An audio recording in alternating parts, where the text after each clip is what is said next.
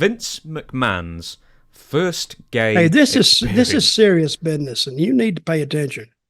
This was something that I'd never heard of until I must have heard it and then just forgot about it. But this came across, so to speak, my desk recently, and Vince McMahon apparently gave Kevin Nash and Scott Hall a talk back in late 1995 about his first gay experience. We don't get too into the details here. He said homosexual, I didn't he? said gay, Okay. but anyway, where was I?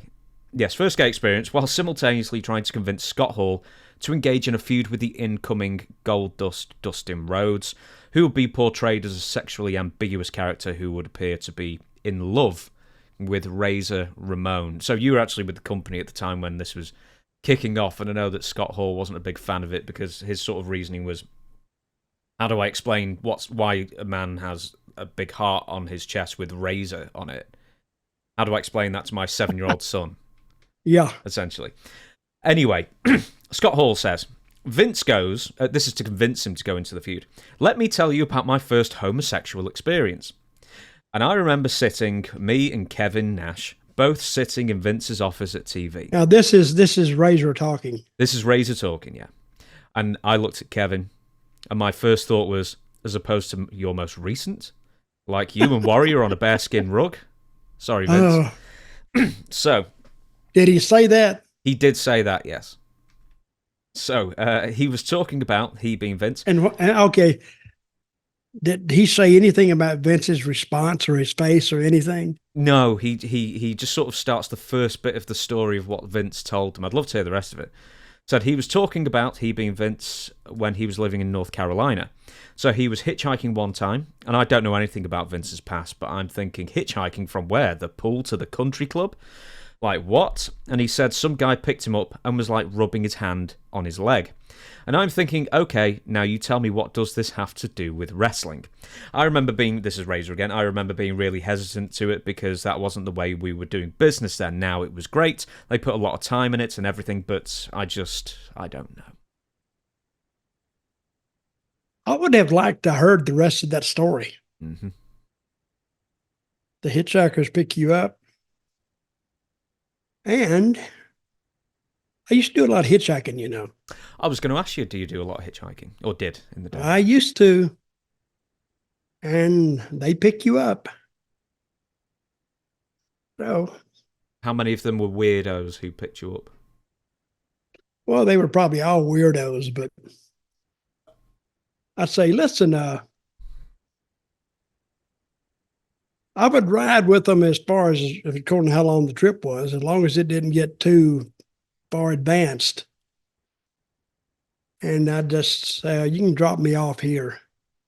Come on, man. Come on. I've had them actually, I'm not saying beg, but, you know, they were super urgency for them. I don't know. I got out. They were, if they weren't weird at the start, they were weird at the end. And I would get out. So you never know when you're going to hop in with a serial killer. Like, if you've ever seen There's Something About Mary and 6 Minute Abs guy, something like that, I guess. Now, you know, that guy, I was driving one day and I picked up this hitchhiker. And he got in and we rode about 10 minutes. He said, you know, boy, I take a chance. I don't know if I'm in here with a serial killer. No, he says, you don't know if I'm a serial killer. And I said, well, the odds against that are very rare because 2 serial killers being in the car at the same time, I think the odds are against that. So what are you going to say now? Well, we're going to continue on the gay theme with Vince McMahon, or at least bisexual theme, which has now been advanced more since the lawsuit came out and we've seen these text messages. As we say on Seinfeld, not that there's anything wrong with it, of course, but with recent text messages revealing that Vince seems to have like gangbang fantasies where he's not even involved in it, he just wants to see a load of men. And then you know, his bizarre lust for threesomes where the men outnumber the women. He seems to be really into that as well. Do you think it's possible that Vince swings both ways? Possibly. Any indication beyond the lawsuit and the No. bearskin rug story? You meet Vince and you don't think that he would swing south at any time. You know he likes the women. But I've said before, and I've said it on this show, that Vince had a certain vibe emitting from him that was just strange to me. And I'd see those girls go in his office. They would have this big long hall in a building, and Vince's office would usually be sort of in the center, or closer to the center, and he would be to the ends. So sometimes if you just walked out of your dressing room, they'd be small dressing rooms, not that big, but you see some girls come out, and some of them have tears in their eyes. Some of them be crying, some of them be shaking. Then they go to their room, and I was like, what went on here? And Nosy asked me. I just had to go down there and look in the room. And the girl would be sitting there, and sometimes she'd have her head in her hands and, like this. And you could tell something upset them. Did they often talk about it afterwards with you? Did they say what had happened? They never talked about it, not to me. Of course, I never really asked them, but a couple of the girls I got kind of friends with, like on the long flights and all, and I would ask, what's wrong with such and such a girl? And she looked at me one day and she said, you know. And no, I didn't know. And she said, well, who did she talk to? I said, I don't know. Who did she talk to? Talk to Vince. I said, that upset her? She said, yes, it did. What went on? Well, ask her. And she wouldn't get too far in it. But if you just read, you don't need to read between the lines, but after all that I'd heard about Vince and the company, nothing more needed to be said.